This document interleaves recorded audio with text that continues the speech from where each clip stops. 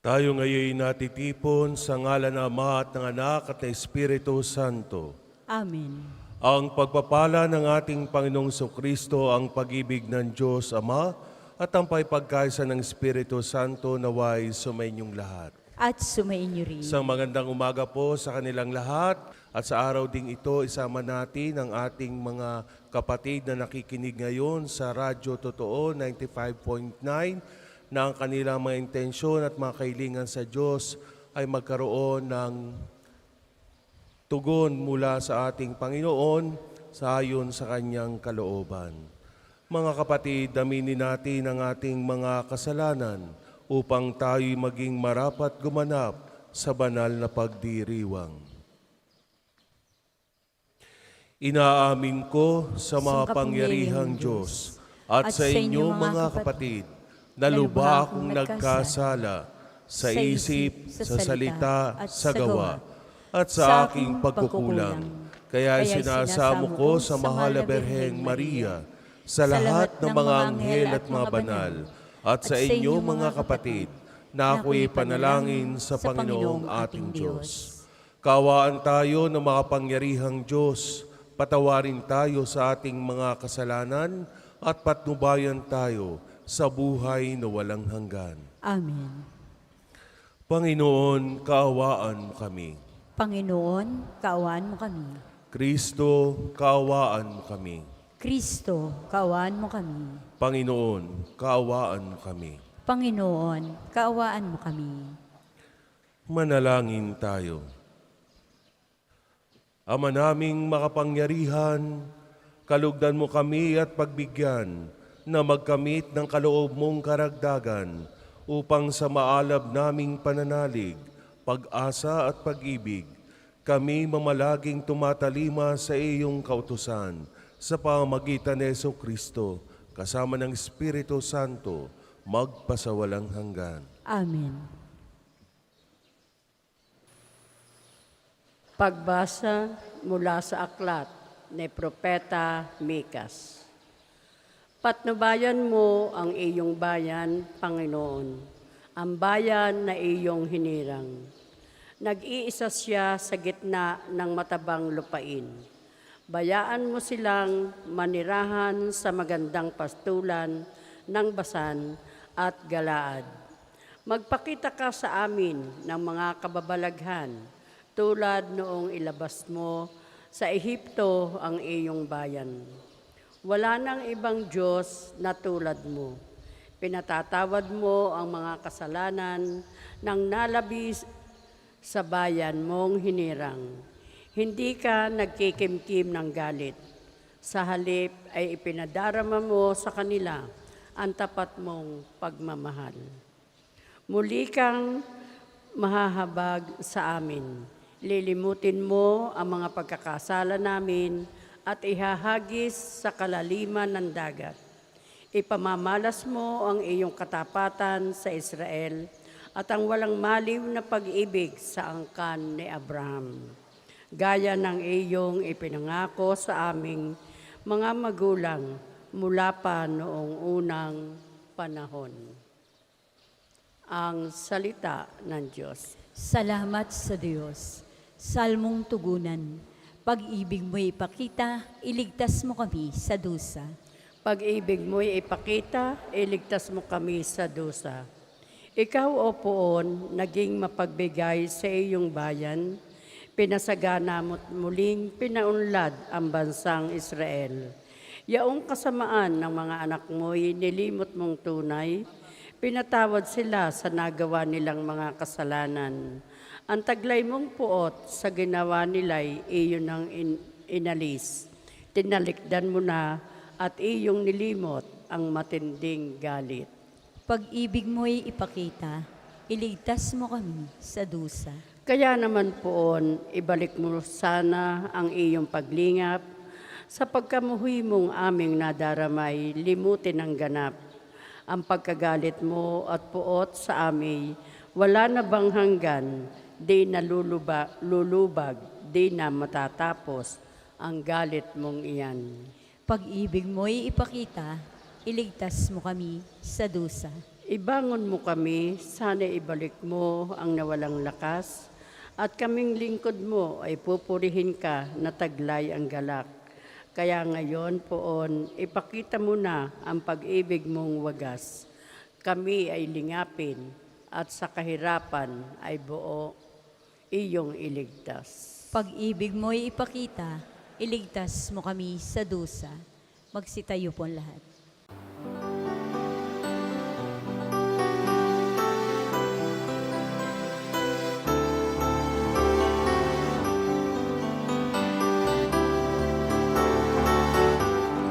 Hallelujah, hallelujah, hallelujah, hallelujah, hallelujah, hallelujah, hallelujah.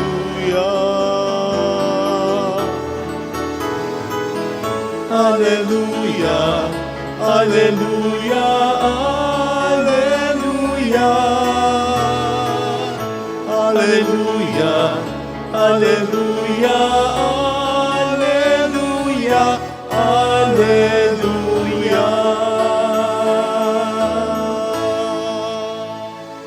Sumainyo ang Panginoon, At sumayin niyo rin. ang pagpapahayag na mabuting balita ng Panginoon ayon kay San Mateo. Papuri sa iyo, O Panginoon. Noong panahong iyon, samantalang nagsasalita pa si Jesus, dumating ang kanyang ina at mga kapatid. Naghihintay sila sa labas at ibig siyang makausap. May nagsabi sa kanya, "Nasa labas po ang inyong ina at mga kapatid, at ibig kayong makausap." Ngunit sinabi ni Jesus, "Sino ang aking ina at sino-sino ang aking mga kapatid?" Itinuro niya ang kanyang mga alagad at sinabi, "Ito ang aking ina at ang mga kapatid. Sapagkat ang sino mang sumusunod sa kalooban ng aking amang nasa langit, ang siya kong ina at mga kapatid." Ang mabuting balita ng Panginoon. Pinupuri ka namin, Panginoong Hesukristo. Muli isang magandang umaga po sa kanilang lahat. Magandang umaga po, Father. Maulang umaga. So kahit maulan at may bagyo, ano po, ang bagyo ay si Karina, kung hindi ako nagkakamali. At sinasabi ng Pag-asa na ang bagyo ay maaaring lumabas sa Pilipinas sa Miyerkules ng gabi o madaling araw ng Huwebes, no? Kaya patuloy tayong manalangin, buti na lang at hindi siya naglandfall, no? Kung hindi, mas marami ang kumbagay mapupurwisyo na ating mga kababayan at maaaring tayo din dito ay mabawasan ang bilang ng mga deboto ni Santo Padre Pio. Sapagkat tunay naman, no, napakahirap umalis ng kanya-kanyang mga bahay at tahanan at iwan, no, kung malakas ang ulan at hindi natin sigurado kung ano ang pwedeng mangyari. Pero ganun pa man, mas pinili ng marami sa inyo na manatili dito, lalo na sa pagdedebosyon kay Padre Pio sa araw na ito. Kaya maraming salamat at palakpan po natin ang ating Panginoon sa pagdadala sa atin sa oras at panahong ito sa pambansang dambana ni Santo Padre Pio. At ganun din sa ating panalangin, isama natin yung mga hindi natin kasama ngayon sa pagdiriwang, lalo na yung mga may sakit, no? At walang pagkakataon ngayon na makalabas sa kanilang mga tahanan na palaging andito every 23rd of the month, no? Sila'y kasama natin sa ating mga panalangin at ganun din yung mga nakikinig sa radyo, sa 95.9 Radyo Totoo, at ganun din yung mga sumusubaybay po sa atin sa FB page ng National Shrine of St. Padre Pio. At ganun din yung mga kababayan natin nasa iba't ibang panig ng mundo. Sila'y kaisa natin at kasama natin sa ating pagdiriwang ngayon. Mga kapatid, sa araw pang ito, kung narinig natin sa ipinahayag ng ating Ebanghelyo, para bang ang hirap pong unawain At ang iba nga ay maaaring magsabi pa na, kahirap namang intindihin. Bakit? Habang si Jesus kasi ay nagsasalita, nangangaral, lumapit yung nagpakilalang ina at kapatid, mga kapatid ni Jesus sa kanyang mga alagad. At nagsabi sila na gusto nilang makipag-usap o makausap si Jesus. At dahil nga mga kamag-anak, nilapitan kaagad nung alagad ang ating Panginoong Jesus at sinabing, gusto po kayong makipag-usap o gusto kayong makausap ng inyong ina at mga kapatid. Subalit malamang, nagulat, nasorpresa ang mga alagad sa mga naging sagot ni Jesus. Ano ba yung naging sagot? Sino ang aking ina? Sino ang aking mga kapatid? Malamang hindi ito maunawaan kaagad ng mga alagad at hindi sila makapaniwala sa kanilang naging tugon o sa naging tugon ni Jesus sa kanila. At higit sa lahat, baka nga yung impresyon ng mga nakarinig sa Kanya kay Jesus ay makapagsabing hindi siguro importante sa Kanya yung Kanyang ina at ang Kanyang mga kapatid. Lalo na doon sa mga taong nakapalibot na hindi masyado na totoo na naniniwala kay Jesus. At para din sa sinasabi ng iba, sinasabing itinakwil na ni Jesus yung kanyang ina, yung kanyang mga kapatid. Bakit hindi niya tinatanggap o di kay bigyan ng oras? Pero mga kapatid, meron pang kasunod na sinabi ang ating Panginoong Jesus. Ano sinabi niya? Itinuro niya ang kanyang mga alagad. At sinabi ni Jesus, sapagkat ang sino man na sumusunod sa kalooban ng aking amang nasa langit ay siyang aking ina at mga kapatid. So my dear friends, ano nga ba ang kalooban ng amang nasa langit para sa ating lahat? Of course, kahit sino kayang sagutin. Yung gumawa tayo ng kabutihan, pawang kabutihan, mag-isip ng kabutihan, at ganoon din, maging kaisa tayo o katuwang ni Jesus sa pagpapalaganap ng mabuting balita. Hindi lamang para sa aming mga pari o mga religious sa mga madre, ang maaaring magpahayag o magpalaganap ng mabuting balita. Lahat tayo, may kakayahan tayo na magpalaganap ng mabuting balita ng Panginoon. Katunayan pa nga binabanggit ni Jesus na ang kanyang mga alagad ay ang kanyang ina at mga kapatid dahil sa iyong mga totoo at tunay na mga tagasunod sa kalooban ng Diyos. Maaring hindi natin nababatid ang totoong pinanggalingan ng mga alagad na ito. Ano nga ba yung background nila? O yung pagkatao mismo ng mga alagad na ito ni Jesus? Subalit katulad din natin, ang mga alagad na ito ni Jesus ay pawang mga makasalanan din. At ganun pa man, sa kabila ng kanilang pagiging makasalanan, pinili pa rin nilang sumunod at maging alagad ni Jesus. Tinalikdan nila ang pagiging makasalanan. Kung kaya't sila'y tinawag ng ating Panginoon na kanyang ina at mga kapatid. Sa mga katuwid, my dear brothers and sisters, simula sa araw na ito, na pinili nating sumunod kay Jesus, masasabing tayo din ay kanyang kamag-anak. Tayo din ay kapamilya na ni Jesus. Ano ba yung pakahulugan ng ibig sabihin to follow Jesus? Sumunod kay Jesus. Ito yung pagsunod natin sa pamamagitan ng ating paglubog ng ating mga paa sa ilog ng sakripisyo. Pag-ibig, pagpapatawad, magkaroon tayo ng habag at awa at kung ano-ano pang mga kaugnayan na ginagawa ng ating Panginoon. Ganon ang panawagan sa bawat isa sa atin. Ang totoong pagsunod, ang totoong pagiging alagad ni Jesus. At yun ang panawagan sa bawat isa sa atin. Maaring klise o palagi na lamang nating naririnig. Subalit yun ang totoo.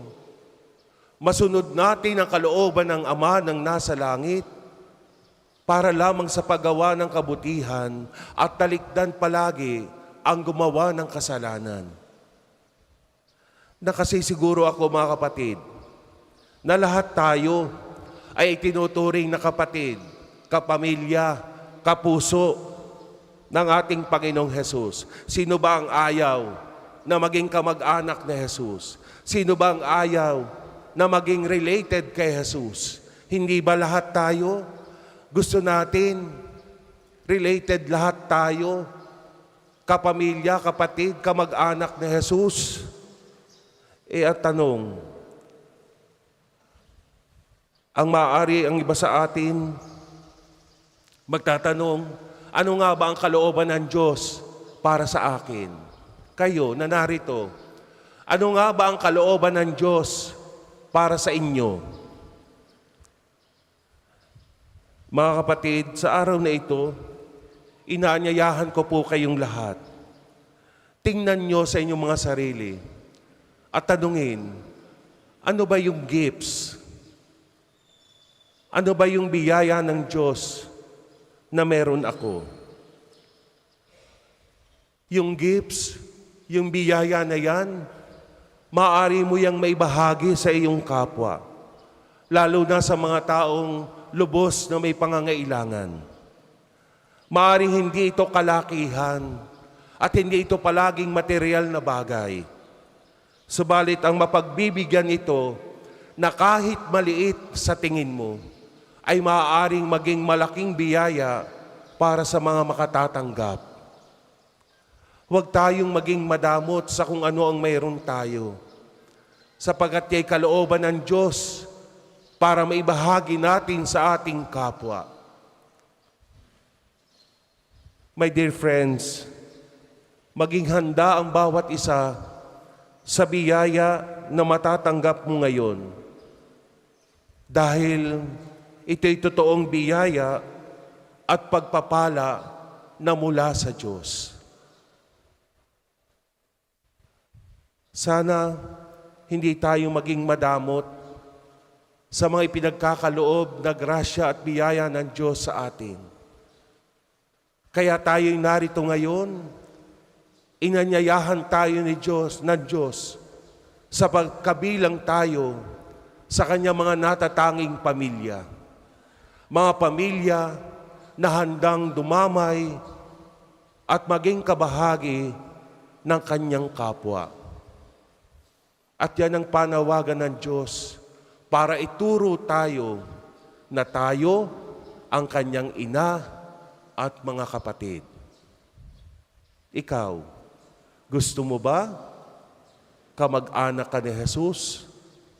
O iba ang gusto mong maging kamag-anak na magdadala sa iyo sa apoy na impyerno? Amen. Amen. Para po sa mga maghahandog ng sobre, pakihulog na lamang po sa buslo.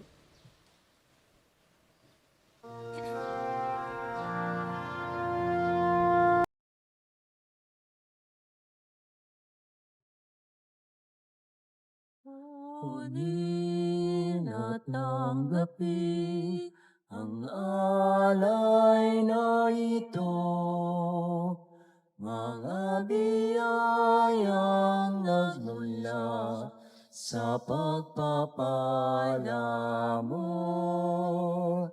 tanda ng bawat puso, pagkat inibig mo, ngayon'y nananalig, nagmamahal sa'yo.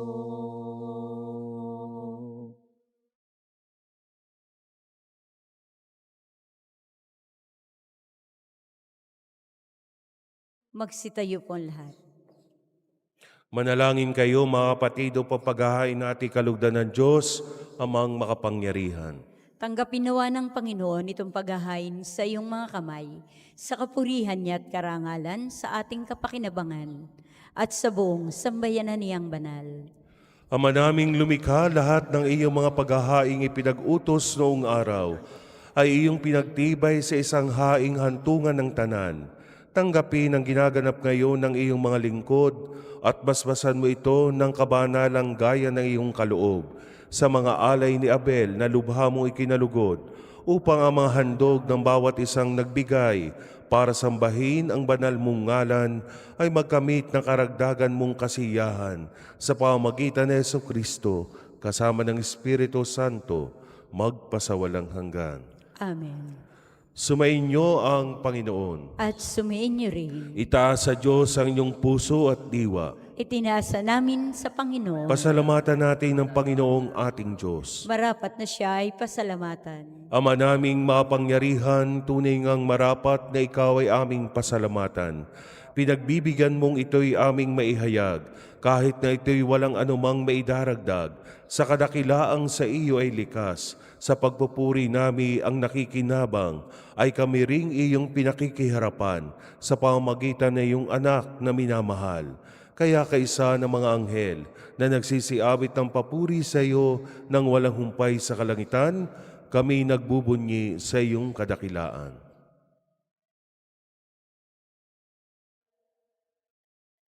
Banal ka pong may kapal, banal ang iyong pangalan, banal ang iyong kaharian, langit lupa'y nagpupugay sa iyong kadakilan, dinarakilan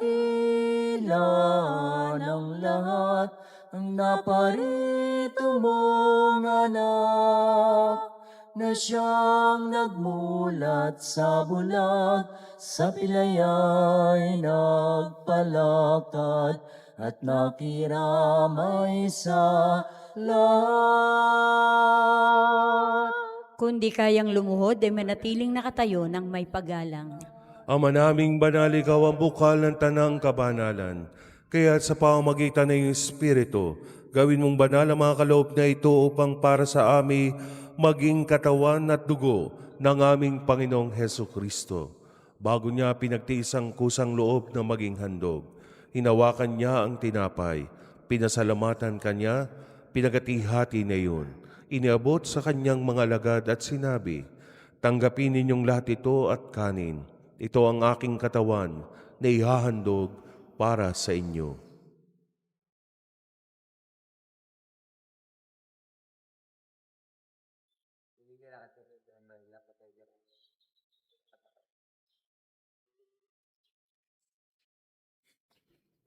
Gayon din naman na matapos na ang hapunan, hinawakan niya ang kalis, muli kanyang pinasalamatan.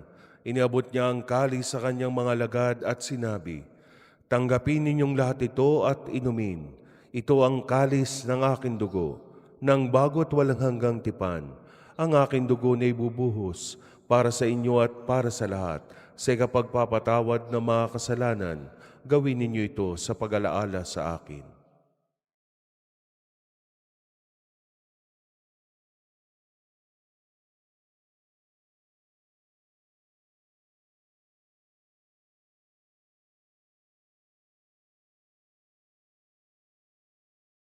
Ipagbunyi natin ang misteryo ng pananampalataya.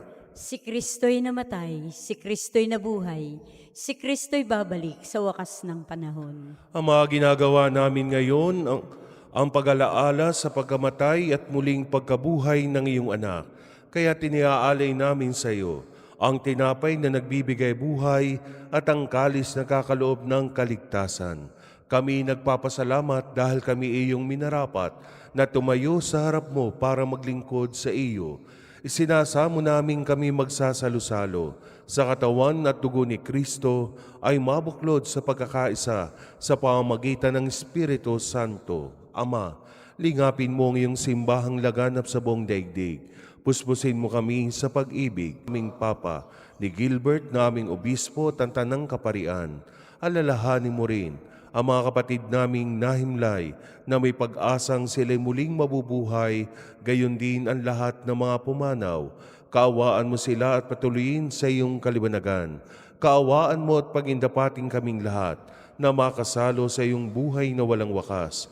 Kaisa na mahal na Birheng Maria, na ina ng Diyos, ni San Jose na kanyang kalinis-linisang esposo, kaisa ng mga apostol at ng lahat ng mga banal na namuhay dito sa daigdig ng kalugod-lugod sa iyo, may pagdiwang nawa namin ang pagpupuri sa ikararangal mo sa pamamagitan ng iyong anak na aming Panginoong Heso Kristo. Sa pamamagitan ni Kristo, kasama niya at sa Kanya, ang lahat ng parangal at papuri ay sa iyo, Diyos sa mga mapangyarihan, kasama ng Espiritu Santo, magpasawalang hanggan. Amen. Amen. Amen.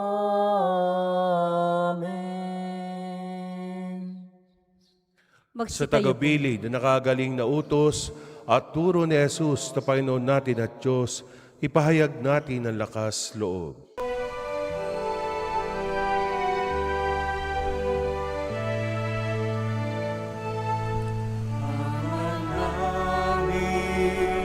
Sumasalangit ka, sambahin ang ngalan mo,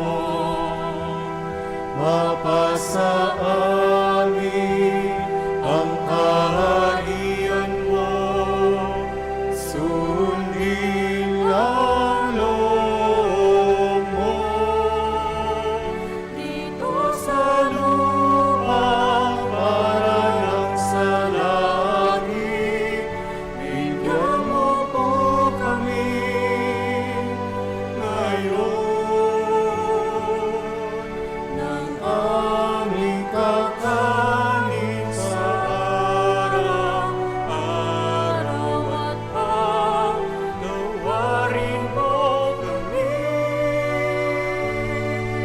sa aming mga sala para napagpapatawad namin sa nagkakasala sa amin. At huwag mo kaming ipahintulot sa gusto, at iadya mo kami sa lahat ng masama. Hinihiling namin kami adya sa lahat ng masama, pagkalooban ng kapayapaan araw-araw, iligtas sa kasalanan, at ilayo sa lahat ng kapahamakan, samantalang aming pinananabikan ang dakilang araw ng pagpapahayag ng tagapagligtas naming Jesucristo. Sapagkat iyo ang kaharian at ang kapangyarihan at ang kapurihan magpakailanman. Amen. Panginoong Jesucristo, sinabi mo sa iyong mga apostol, kapayapaan ang iniiwan ko sa inyo. Ang aking kapayapaan ang ibinibigay ko sa inyo. Tunghayan mo ang aming pananampalataya at huwag ang aming pagkakasala.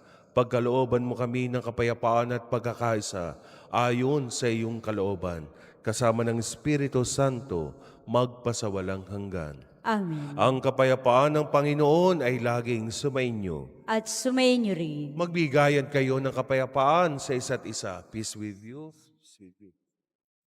Kordero ng Diyos na nag-aalis ng mga kasalanan ng sanlibutan, maawa ka sa amin. Kordero ng Diyos na nag-aalis ng mga kasalanan ng sanlibutan, maawa ka sa amin. Kordero ng Diyos na nag-aalis ng mga kasalanan ng sanlibutan, ipagkaloob mo sa amin ang kapayapaan. Kung di kayang lumuhod ay manatiling nakatayo ng may paggalang.